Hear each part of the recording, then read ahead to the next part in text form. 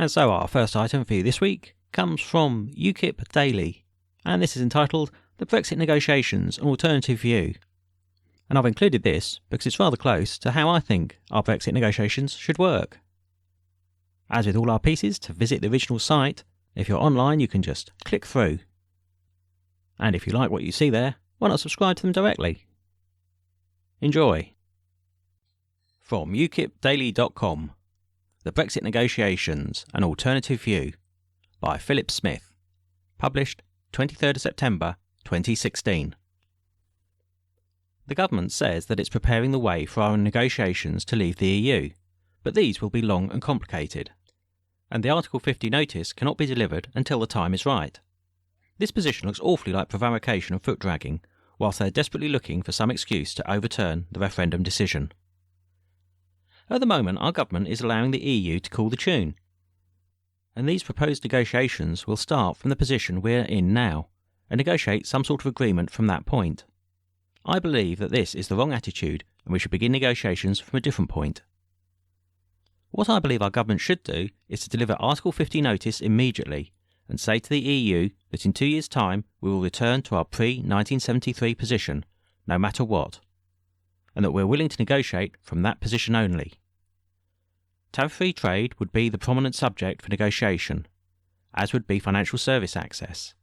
But what is not on the table is free movement of EU citizens to the EU, control of our borders, EU control of our fisheries, or any EU interference in our lawmaking, or who we do deals with.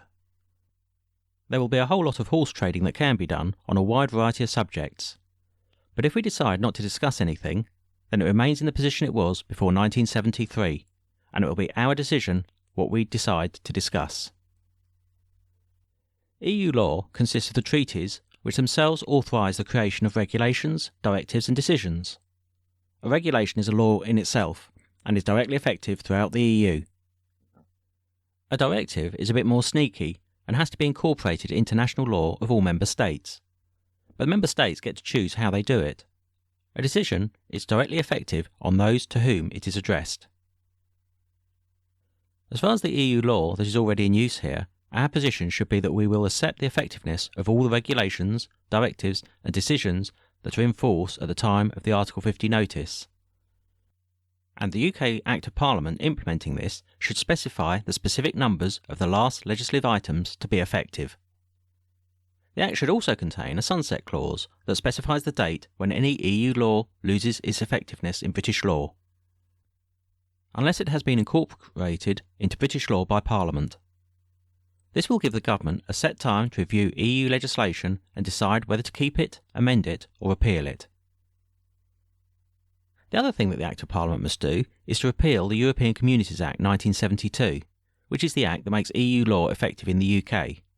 Without this repeal, we're still under the heel of the EU. The problem will be to get the Act through Parliament, as most of the current MPs are pro-EU and are likely to try and thwart any attempt to leave. The government could try to counteract this by using their small majority to repeal the Fixed Term Parliament Act 2011. This will then allow them to call a general election whenever they choose. So what they could do is say to all MPs, we're going to call for a vote on the Act that will take us out of the EU. If this vote fails, we will call an immediate general election, and you can all answer to your constituents for how you voted. Many Tories will be looking over their shoulders at the UKIP vote last time, and will vote for the Act in order to retain their meal tickets. Some of the biggest referendum votes to leave were in the Labour heartlands, and a lot of Labour MPs may have a road to Damascus conversion to opposition to the EU if they think their seats on the gravy train are at risk. A general election would put moderate Labour MPs at risk not only from UKIP but also from the deselection of their branches in favour of loony left Corbynistas if momentum has infiltrated those branches. Whatever happens, our government needs to do something to implement the referendum decision as a matter of urgency. We need to jump through the Article 50 hoop as well as repeal the European Communities Act 1972, because Article 50 will ensure that there are no disputes under international law over things outside our borders, such as our fisheries. Philip Smith is a retired aircraft maintenance engineer and former serviceman. He's been a member of UKIP since 1995.